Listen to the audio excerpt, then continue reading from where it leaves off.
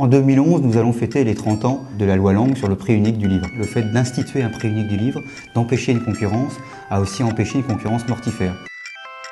Pour que l'économie de marché fonctionne, encore faut-il l'encadrer, encore faut-il insister parfois pour l'empêcher d'aller dans un certain nombre de dérives. De ce point de vue-là, ça a été un vrai succès. Ça a sauvé, je dirais, la biodiversité de la librairie et plus largement, ça a sauvé sans doute l'édition et sans doute aussi du coup les auteurs d'un côté, mais aussi les lecteurs. Si on a vu la réussite de la loi Lang, je crois qu'il faut avoir la même perspective pour ce qui concerne le prix du livre unique numérique.